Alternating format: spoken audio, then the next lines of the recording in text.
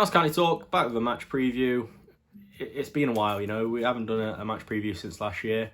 So looking forward to actually seeing Notts play, and fingers crossed it goes ahead and nobody in either squad picks up COVID between now and Saturday.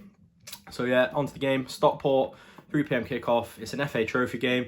It would be nice to kick on in the league, but it's a good opportunity, I think, to get the players back up to match fitness after the break we've had in the FA Trophy and against a strong side in Stockport. So I'll hand over to Tom for the players to watch and the stats. So I think we're in absolute crunch time now with the season. We've got to keep the games coming. There can't be any more postponements. The way things are at the minute, I wouldn't be surprised that if this game ends up being postponed or Yeovil on Tuesday. But hopefully, fingers crossed, we can get these games on. So looking at the stats now, I can't really go off too many because Notts haven't played since the 28th of December, and by the time we kick off, hopefully against Stockport, it will have been 19 days since Notts played a game. That's not ideal preparation for anyone.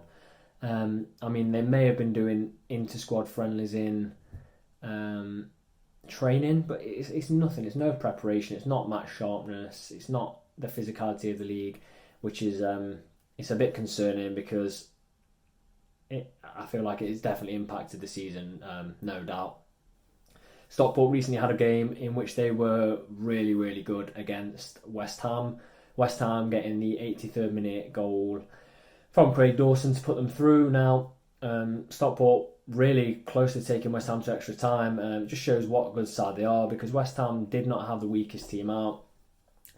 Even though it's a loss, Stockport are going to be completely buoyed with their confidence from that. They're going to think we've taken on a real top side in English football, and we've really pushed them all the way. Now, Notts have 3 wins in their last 5.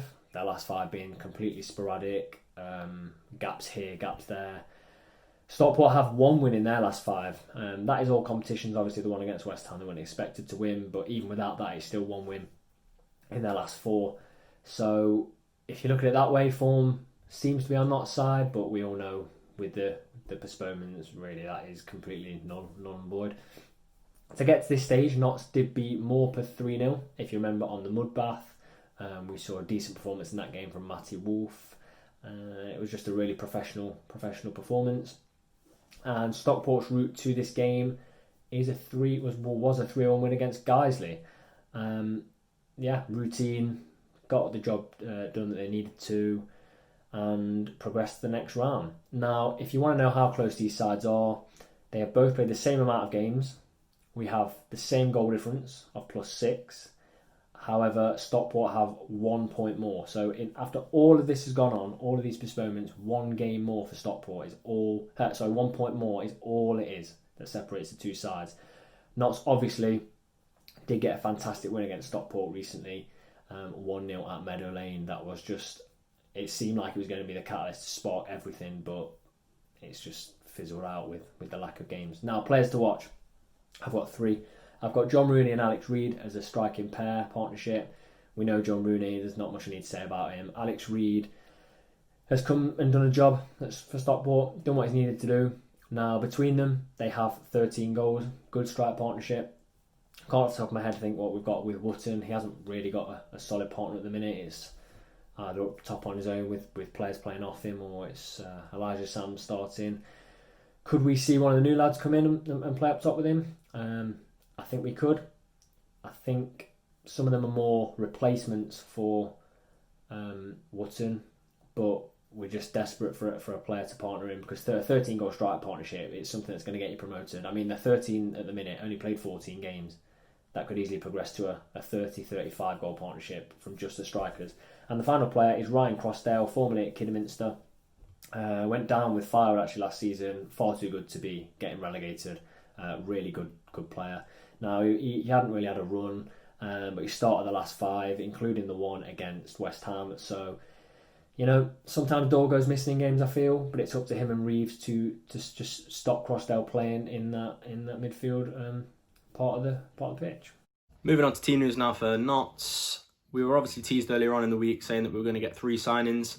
It only turned out to be 2, but you cannot complain, because the 2 that we did get quite good signings. The third, obviously, I think there's a few hiccups with the parent club that we were loaning them off or potentially buying them off, as you don't know if it was a loan player or not yet. So I think we will see that signing in the coming days, but for now I will go into the signings that we did make in Calvin Miller. He's supposed to be a really good player. He's a wide man, can cover either wing, and he can cover a fullback position and a few other positions across the pitch as well. So I think he's going to be a really important player going on to the latter parts of the season, where we're going to have games on games on games. He's played for Celtic and he is on loan from Harrogate. Harrogate picked him up at the end of last season as he was a free agent. And the other signing, Ini Effiong. Now, I think this is a really good signing. You know, he's proven at this level. He's proven that he's got goals in him. Played for Dover last season. He got 16 goals, and we did do him in a Players to Watch. You know, really good signing. He's obviously a target man. He's strong, very athletic, very quick. I know Odd has been impressed by both players in training, saying that Miller's been skipping past players, turning players inside out, and Effiong is surprised some of the defensive players in training, saying that he's very strong and quick as he doesn't look it. So yeah, that's the two signings that we did make anyway. And Roberts, he is in rehab at the minute after having his surgery. It was successful, and Ardley's saying he hopes it's not too long before he's knocking on Ardley's door, asking to be on the pitch. So yeah, that takes us on to the lineup. Now, a couple of changes, not too many, because I think we need to get the best 11 back up to scratch, back up to match fitness. So in goal, Slocum, easy pick. Right back, Brinley, he's shown some good signs this season, really good. So keep him in there. Centre back, Pearson. Now, gonna go for Rawlinson and Graham. Would like to see Graham in, obviously, to get Graham up to scratch. I'm not entirely sure if Turner can play because I know it's not a league game and he's suspended in the league. But either way, I think Graham should get a game. He just needs some game time, really. He deserves it. He's a great player. He even scored in the last game he played in. So, yeah, centre back Pearson is Rawlinson and Graham. Left back, Dion Kelly-Evans. Picks himself at this point. I think he's impressed a lot this season. Even Oddly was saying, he's such a versatile player and he always wants to play no matter where he plays. So, he's a credit to himself, I think. Gone for a 4-2-3-1 as always. Sitting in front of the back four, the two defensive midfielders, Reeves and Doyle.